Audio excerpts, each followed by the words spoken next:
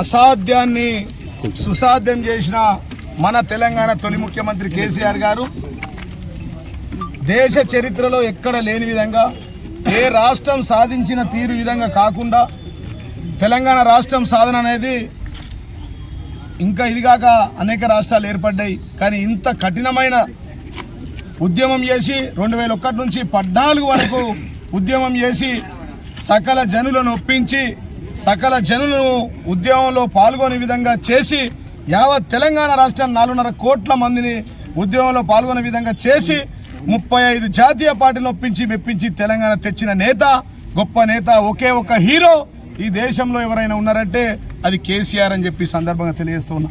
కాబట్టి ఈరోజు చరిత్రలో నిలుపుకోదగ్గ విషయం. తెలంగాణ రాష్ట్రం సాధన అంటే ఇది మామూలు విషయం కాదు. కాంగ్రెస్ వాళ్ళు పెద్ద పెద్ద మాటలు మాట్లాడుతున్నారు. కాంగ్రెస్ తెలంగాణ విషయంలో కూడా స్కామ్ చేసింది. ఎట్లా అంటే 1969లో ఆ రోజు ఇందిరాగాంధీ ఉండే, ఆ ఉద్యమ సమయంలో ఈ కావాలనుకుంటే తెలంగాణ ఇస్తే ఈరోజు తెలంగాణ దేశ చరిత్రలో ఎక్కడో ఉండేది.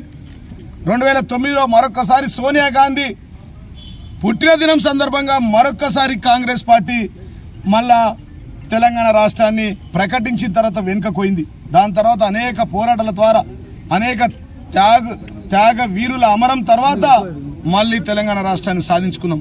ఇతర రాష్ట్రాలు కూడా వచ్చినాయి, సంవత్సరం లోపల వచ్చినాయి. ఇంత ఉద్యమాలు ఎవరు చేయలేరు.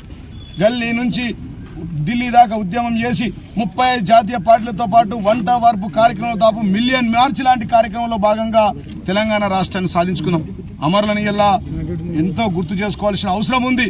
అట్లాంటి తెచ్చిన తెలంగాణలో తెలంగాణ ద్రోహి పార్టీ అయిన కాంగ్రెస్ పార్టీ, ఇలా కాంగ్రెస్ పార్టీ తెలంగాణ ద్రోహి పార్టీ. వాళ్ళు అనుకుంటే 1969 నుంచి ఎన్నో పర్యాయాలు కేంద్రంలో అధికారంలో ఉన్న, రాష్ట్రంలో అధికారంలో, కానీ ఏ రోజు తెలంగాణ విషయంలో స్కామ్ చేసిర్రు, మోసం చేసిర్రు.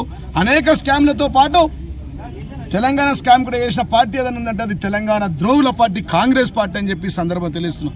మళ్ళా ఇలా పిచ్చోని చేతుల రాయిలాగా తెచ్చిన తెలంగాణను మళ్ళా తెలంగాణ బద్ద వ్యతిరేకి. ఆ రోజు తెలంగాణ ఉద్యమంలో బందూకు పట్టుకొని బయలుదేరిన నాయకుడి చేతిలో పెట్టిరు ప్రజలు. ఇవాళ తెలంగాణ అనాథగా మారబోతూ ఉంది, అన్యాయం అయిపోతూ ఉన్నది. కాబట్టి ఇప్పుడే బీజీగౌడ్ సాబ్ ప్రతిజ్ఞ చేసినాం మేమందరం, బాజిరెడ్డి గారు అదేవిధంగా గణేష్ గుప్తా ఆధ్వర్యంలో మళ్ళొక ప్రతిజ్ఞ పూనినం. మళ్ళా తెచ్చిన తెలంగాణ ఈ పిచ్చోళ్ళ చేతుల నుంచి తీసుకొని తెలంగాణ రాష్ట్రాన్ని రక్షించే బాధ్యత మన తెలంగాణ తొలి ముఖ్యమంత్రి కేసీఆర్ గారు 3వసారి ముఖ్యమంత్రి చేసి మన రాష్ట్రాన్ని కాపాడుకుందామని ప్రతిజ్ఞ చేసినాం. కాబట్టి మళ్ళా రేపు రానున్న రోజుల్లో ఇవాళ వారు 420 హామీలు, 6 హామీలు కాదు, ఈ రోజు నుంచి జూన్ 2 నుంచి మన ఉద్యమం వారు ఇచ్చిన అబద్ధ కల్పితలైనటువంటి అసాధ్యమైన 420 హామీల మీద పోరాటం చేస్తాం. 6 గ్యారెంటీల మీద పోరాటం చేస్తాం. ఈ ప్రాంతం తెలంగాణ ఉద్యమంలో ఏ విధంగా పనిచేసినామో మళ్ళా మా ఉద్యమ నాయకులంతా, ప్రజాప్రతినిధులు, మాజీలు, తాజాలంతా కలిసి కాంగ్రెస్ ను బొందబెట్టేంత వరకు ఈ రాష్ట్రంలో నిద్రపోమని చెప్పి సందర్భం తెలుస్తున్నాం. కాబట్టి ఒకే ఒక హీరో, అసాధ్యాన్ని సుసాధ్యం చేసిన వ్యక్తి ఎవరైనా ఉన్నారు ఈ రాష్ట్రంలో అంటే నిజంగా కూడా మేమంతా స్వాతంత్ర సమరయోధులమే.